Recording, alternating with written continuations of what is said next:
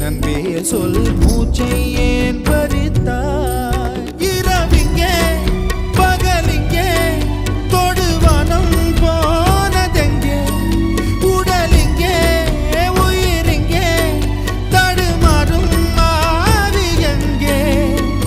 உருகினேன் நான் உருகினேன் இன்று உயிரில் பாதி கருகினேன் நீயா பேசியது என் அன்பே நீயா பேசியது